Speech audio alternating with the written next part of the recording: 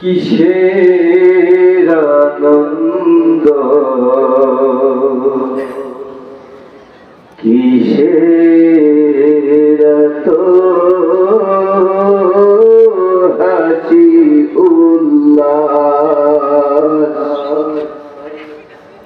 মাঝে মাঝে মনে হয় কিসের আনন্দ কিসের এত হাসি উল্লাস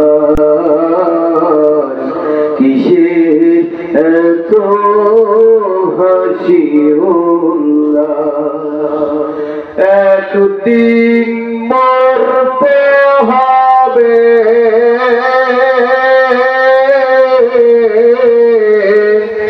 হতেই হবে ঠিক কিনা বলেন সবাই আমার তো বলেন ঠিক কিনা একদিন সবাইকে মরতে হবে সবাইকে লাশ হতে হবে না আপনাকে নাম ধরে বলবে বলবে যে এই লাশের জানাজা কখন হবে ঠিক কিনা কথা বলুন ভাইরা আমার এই জন্য আমাদের মুসলমান আজ মার খায় লাঞ্ছিত হয়ে বঞ্চিত হয়ে অপমানিত হয়ে যা কিছু হচ্ছে তার একটা মাত্র কারণ আমাদের জবানটা আজকে বন্ধ হয়ে গেছে কারণ আপনারা আমার জবানটা দিয়েছেন কে আল্লাহ কে দিয়েছেন আরে বাবা আপনি আল্লাহর নাম ধরতে আপনি ভয় পাচ্ছেন আর আল্লাহর নাম যত বেশি বলবেন আল্লাহ আপনাকে বৃষ্টির ন্যায় আপনাকে রহমত দিতে থাকবেন সুবহানাল্লাহ نحمده ونستعينه ونستغفره ونؤمن به ونعوذ بالله من شرور أنفسنا ومن سيئات أعمالنا من يهده الله فلا مضل له وسندنا وحبيبنا ومولانا محمدا عبده ورسوله الذي أرسله بالحق بشيرا ونذيرا وداعيا إلى الله بإذنه وسراجا منيرا فقد قال الله تعالى في كلامه المجيد وفرقانه الحميد সবাই আমার সাথে বলুন আউযু বিল্লাহি মিনাশ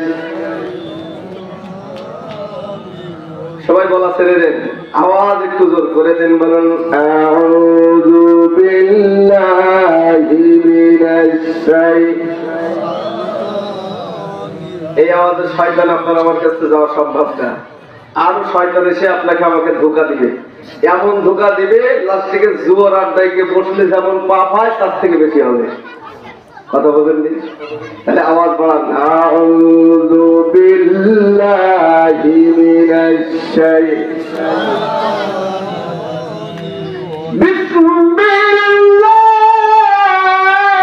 বিসমিল্লাহির রাহমানির রাহিম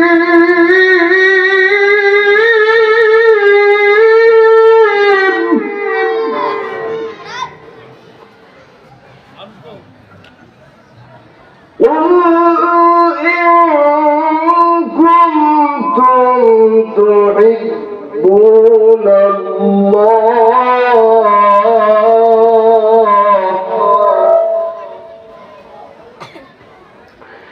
بسم الله الرحمن الرحيم قل إن كنتم تحبون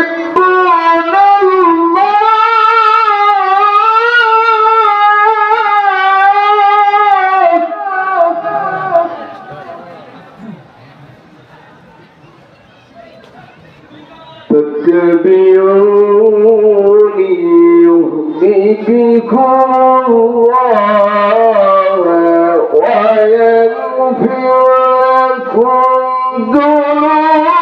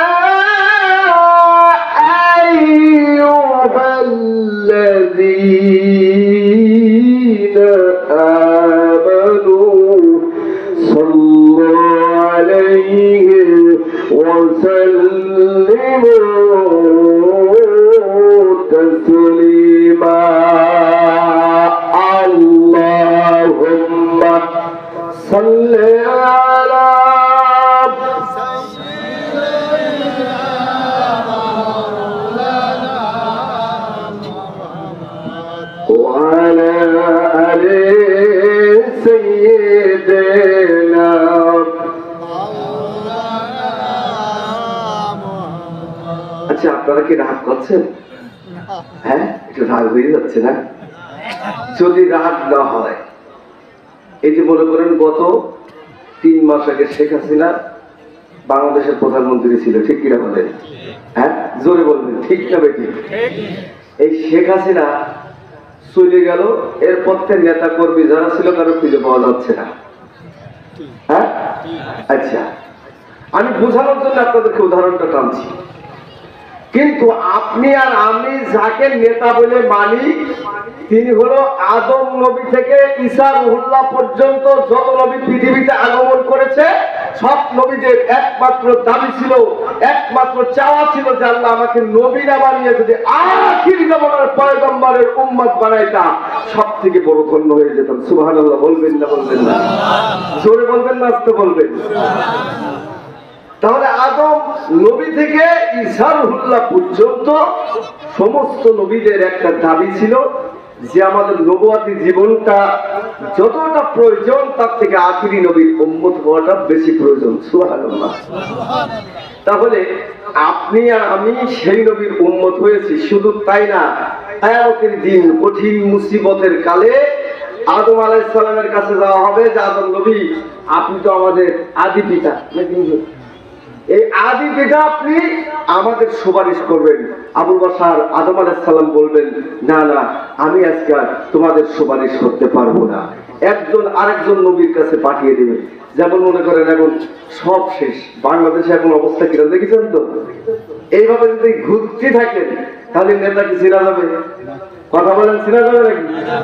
যদি না যায়, যাকে আপনি নেতা বানাবেন, যাকে আপনি আপনার কলিজার থেকে ভালোবাসবেন বেশি, যত দুরূদ পড়বেন তত আপনার সওয়াব হবে। সুবহানাল্লাহ। তাহলে সওয়াবটা যখন আপনার হবে, আমলটা আপনার যখন হবে, নেকিটা যখন আপনার হবে, তখন বিশ্ব দরদী নবী রাসূল কারীম সাল্লাল্লাহু আলাইহি সাল্লাম বলবেন, হে আমার উম্মত, আয়, তোকে আর কষ্ট করতে হবে না, আমি নবী তোর মিজানের পাল্লা থেকে জান্নাতে পৌঁছায় দিব। তাহলে আপনার আমার কণ্ঠ কি এরকম বসে থাকলে কিছু পাওয়া যাবে? হ্যাঁ, 1 কাপ চার জন্য রে বাবা রে বাবা, 1 কাপ চার একটা বিড়ি দিলি না, চাচার কণ্ঠ কি ফাটাফাটে, হ্যাঁ, বিরাট ফাটাফাটে। কিন্তু ওই নেতার কোনো দাম আছে? 5 বছর শেষ, নেতার নেতৃত্ব শেষ, যত ক্ষমতা ছিল দাপট ছিল 5 বছরের মধ্যে ক্লিয়ার। আর আপনি আমি যে নেতাকে স্মরণ করি, ওই নেতা দুনিয়া এবং আখিরাতে আল্লাহর দরবারে সুপারিশ করে আল্লাহর জান্নাতে পৌঁছায় দেওয়ার ক্ষমতা রাখে। সুবহানাল্লাহ। এইজন্য সবাই কান খুলে আল্লাহর প্রিয় নবীজির শানে দুরূদ পড়ি। আল্লাহুম্মা সাল্লি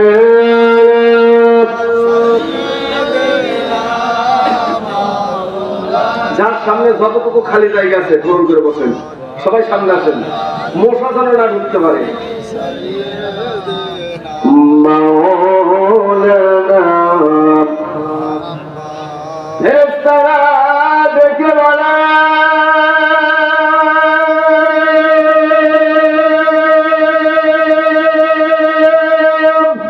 আজকে মোদের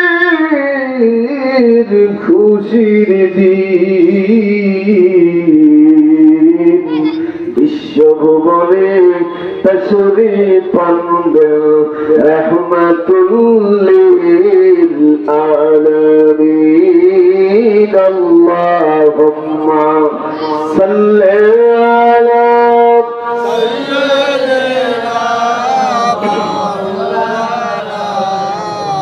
ওয়া আলি সাইয়্যিদিনা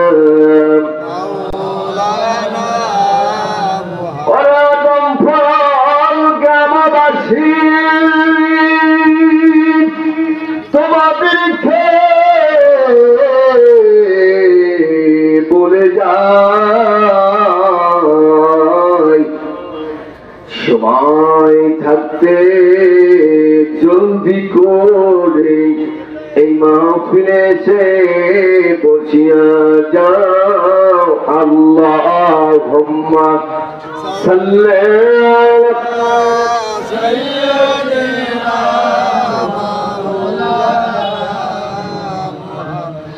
ওয়া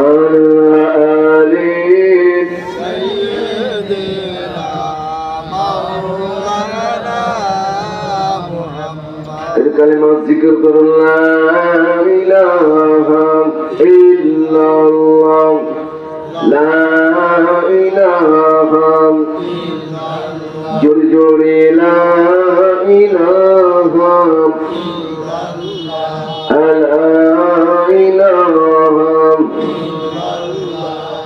লা ইলাহা। মাটির ঘরে রাখবে তোর তোরি সজন, একা একা থাকতে হবে ওরে বুঝমন, আধার ঘরে থাকতে হবে ওরে বুঝমন। আল্লাহ নামের তসবির মন গোপনী নারে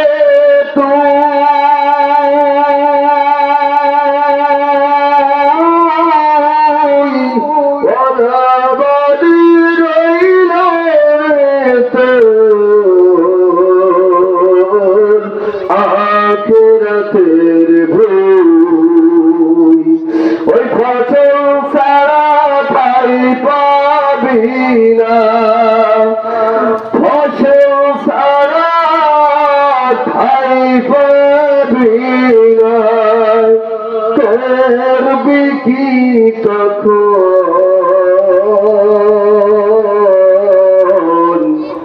একা একা থাকতে হবে ওরে বুঝমন,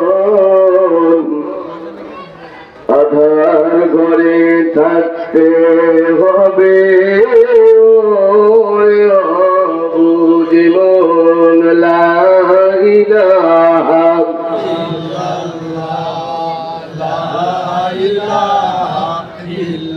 একটু জোরে জোরে লা ইলাহা,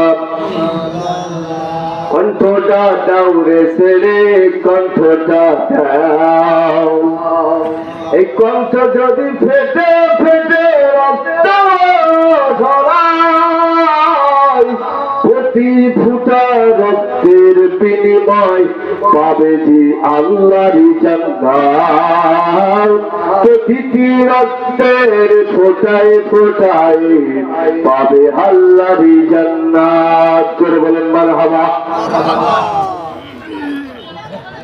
বাংলাদেশের ঐতিহ্যবাহী জেলা কুষ্টিয়ার অন্তর্গত দম্পলপুর, আজকের এই দোয়ার মাহফিলের সম্মানিত সভাপতি বারাকাল্লাহু ফি হায়াতি, আমরা বলছি আমিন। দুহাত তুলে বলেন তো আমিন, আরো জোরে বলেন আমিন। আপনি যত চিল্লায় একজনের জন্য দোয়া করবেন, উল্টো দোয়াটা আপনার জন্যই পড়ে যাবে। সুবহানাল্লাহ। আজকের মাহফিলের সম্মানিত মেহমান, আন্তর্জাতিক খ্যাতি সম্পন্ন মুফাসসির কোরআন, বিশিষ্ট ইসলামী চিন্তাবিদ, আমার প্রিয় মামা, কুষ্টিয়া জেলার কৃতি সন্তান জনাব হযরত মাওলানা ফারুক আজম জিহাদি, আজকের মাহফিলের মেহমান, সম্মানিত আমার প্রিয় মামা, আপনাদের সকলের হৃদয়ের স্পন্দন, সকলের সুপরিচিত মানুষ জনাব মাওলানা মুফতি আলী হোসেন ফারুকী সাহেব, আমার ডান পাশে বসা আপনাদের কলিজার একান্ত এক অংশ, বিপদে আপদে যাকে খুব দ্রুত পাওয়া যায়, আমরা এসে, বিশেষ করে আমি এসে তার কাছে তো থাকি, তার চেম্বারে বসি, চিনেন তাকে, খুব মনের মানুষ। এই যে আপনার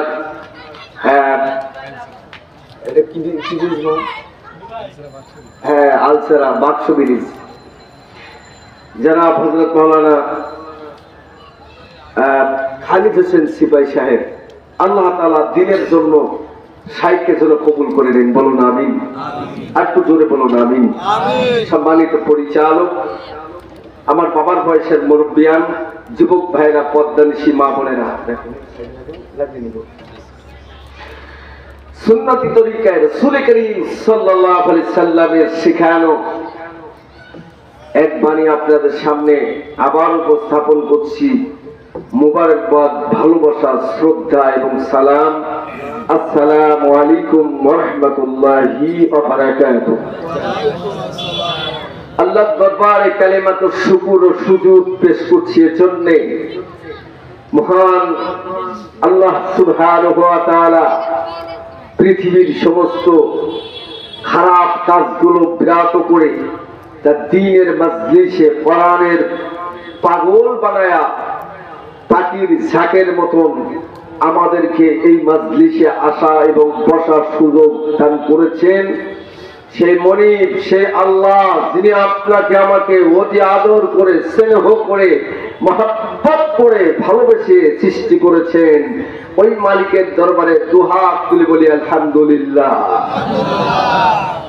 দুরূদ ও সালাম বর্ষিত হোক প্যারা নবী সরওয়ারে কায়নাত, নবী কুলের শ্রেষ্ঠতম নবী, আখির জামানার পয়গম্বর জনাব মুহাম্মদ রাসূলুল্লাহ সাল্লাল্লাহু আলাইহি সাল্লামের শানে আমরা পড়ে দিচ্ছি সাল্লাল্লাহু আলাইহি ওয়াসাল্লাম।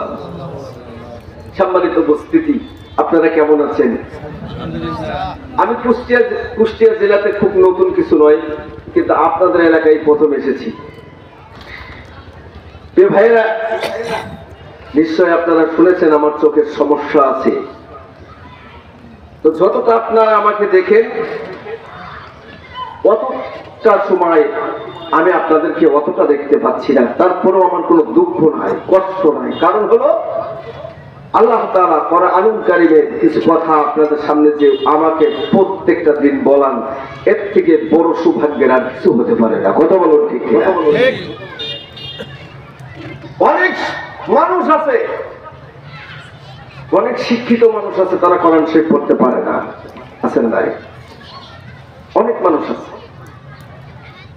আবার আল্লাহ তাআলা তার কিছু সংখ্যক, তারা বাংলাও খুব ভালো জানে না, কিন্তু আল্লাহ তাআলা তার কোরআনটাকে তার সিনার মধ্যে সেট করেছেন। সুবহানাল্লাহ।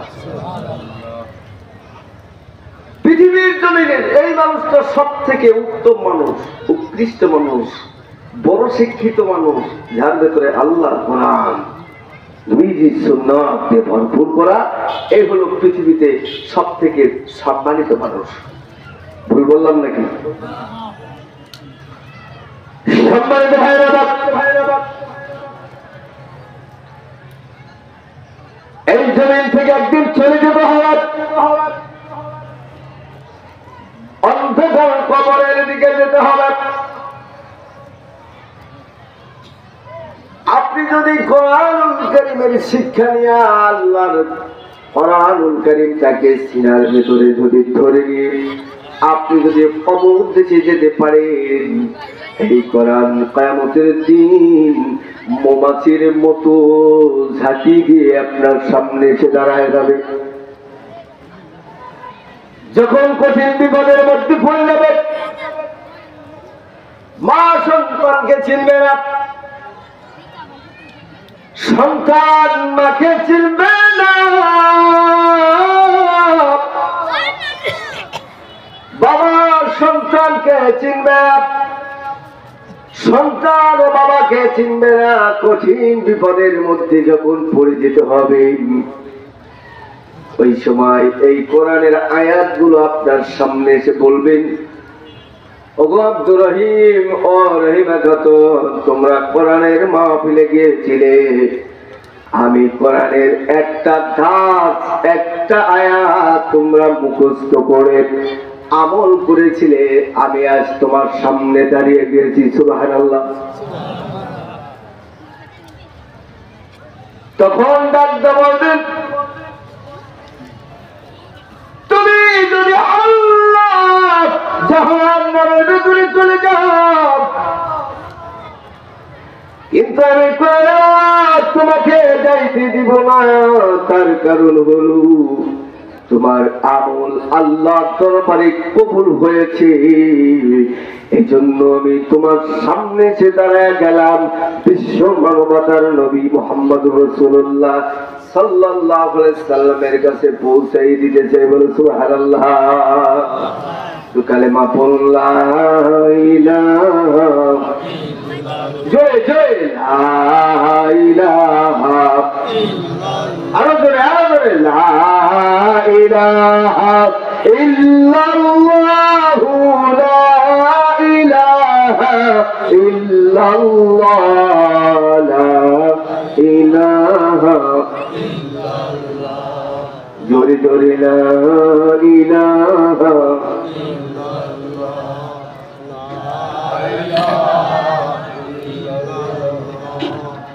লা ইলাহা ইল্লাল্লাহু মুহাম্মাদুর রাসূলুল্লাহ। সম্মানিত ভাইরা, তাহলে এই কোরআন শুনলে কি লাভ হবে না লস হবে? সবাই তো কথা বলতে হবে, লাভ হবে না লস হবে? লাভ হবে।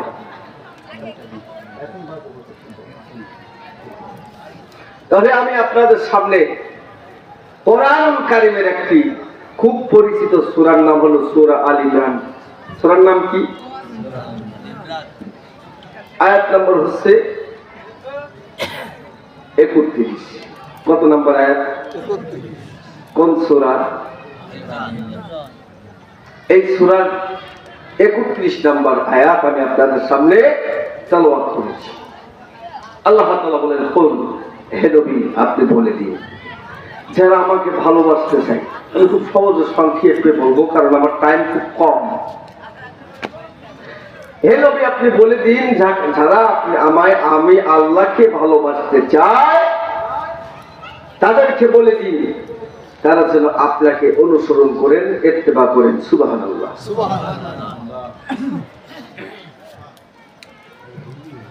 আর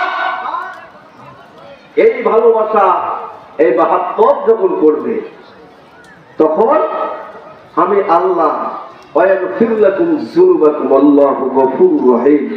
আমি আল্লাহ জীবনের পিছনে সবগুলো গুণাগুলি মাফ করে দিব।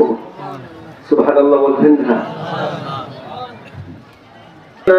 ومن يضلله فلا هادي له ونشهد أن لا إله إلا الله وحده لا شريك له ونشهد أن سيدنا আল্লাহ যদি আমাদেরকে নবীকে মহব্বত করার কারণে, ভালোবাসার কারণে আল্লাহ যদি আমাদেরকে মাফ করে দেন, ওই নেতার দাম কম না বেশি? ওই নবীকে নিয়ে ওই নবীকে কত অপমান করলেন, অপদস্থ করেছেন। এই কোরআন, যে কোরআনটা আল্লাহ পাকের প্রিয় নবীজির কাছে পাঠানো হলো, এই কোরআন কারীম নবীজি যখন মানুষের সামনে তেলাওয়াত করতেন নবীকে পাগল বলে গালি দিতেন। ঠিক কিনা বলেন? জাদুকার বলতেন। আবার বললেন কি, মুহাম্মদ সাল্লাল্লাহু আলাইহি ওয়াসাল্লাম যেখানে কোরআনের কথা বলবে এই জায়গাটা বন্ধ করে দেওয়া হবে। কারা করলেন? আবু জাহেল, আবু লাহাব, উতবা, শাইবা, এই ধরনের কিসিমের মানুষ।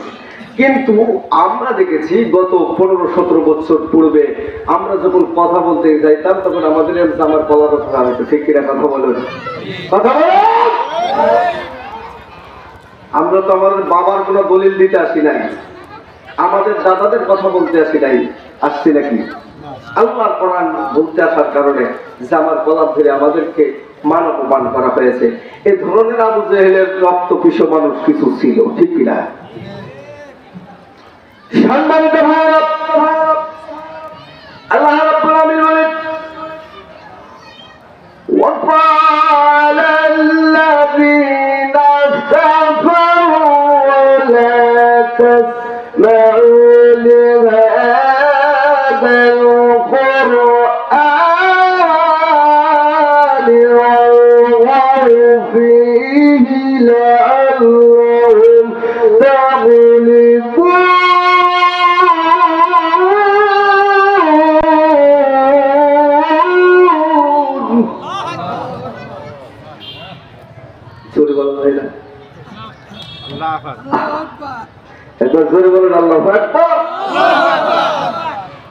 আল্লাহ বলছেন,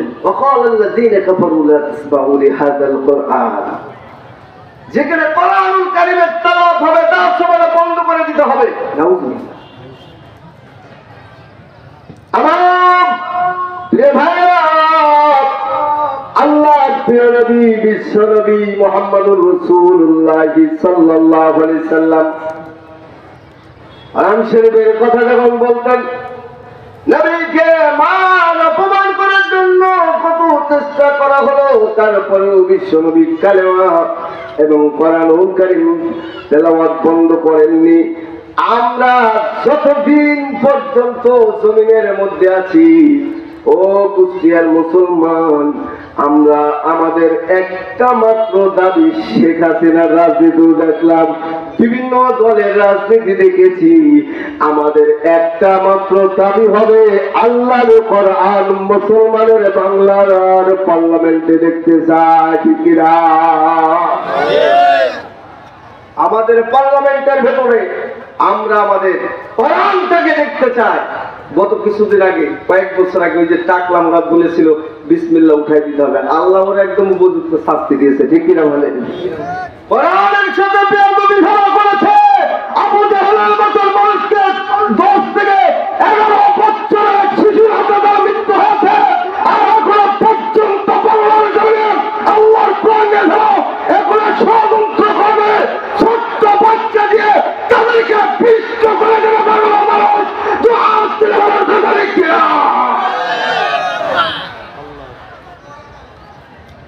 আল্লাহ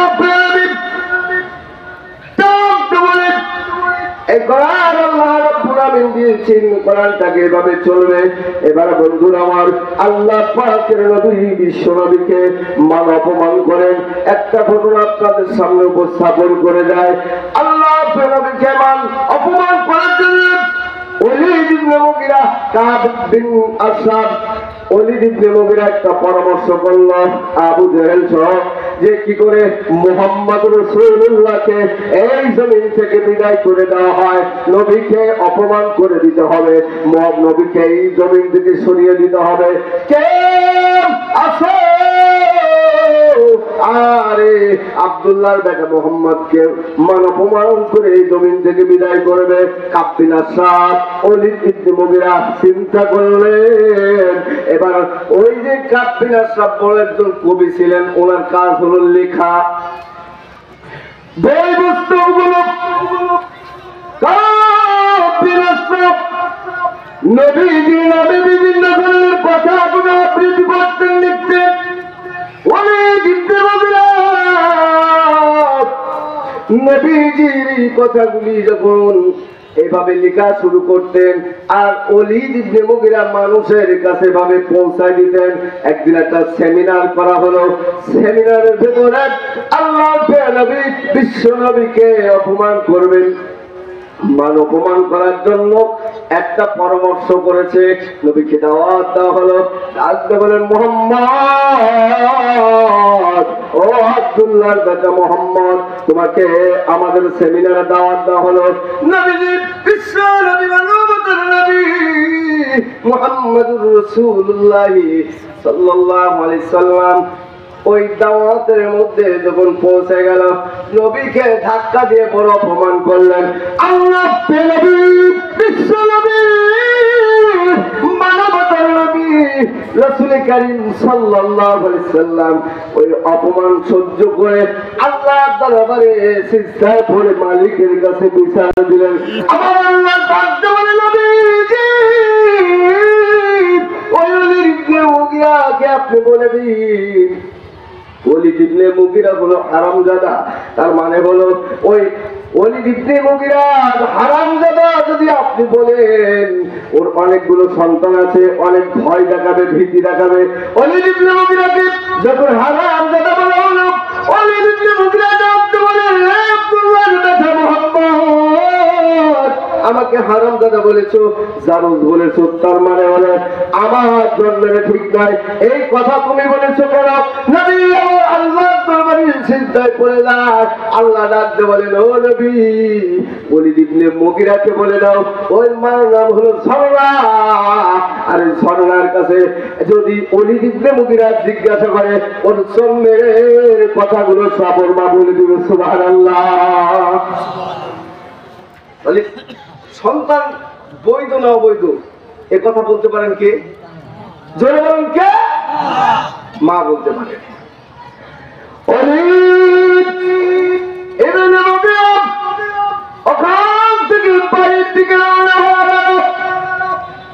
মাকে খুঁজতেছে।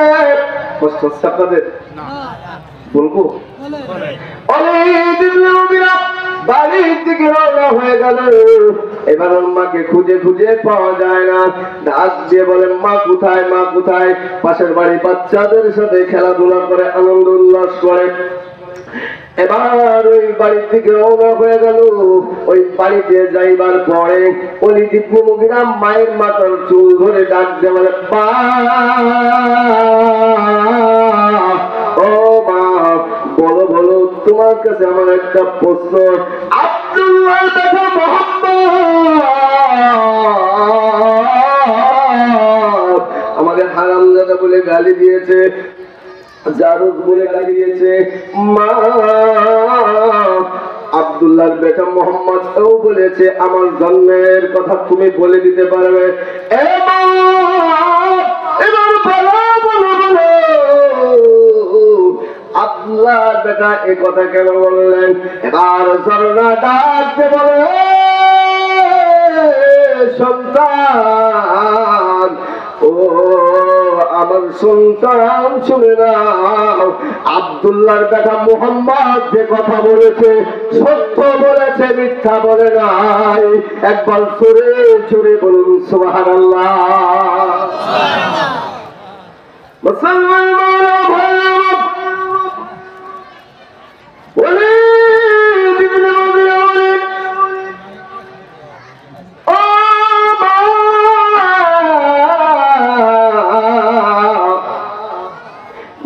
বলো, আব্দুল্লাহর বেটা মুহাম্মদ যদি সত্য কথা বলে তাহলে এই ঘটনা কিভাবে ঘটলো বলো?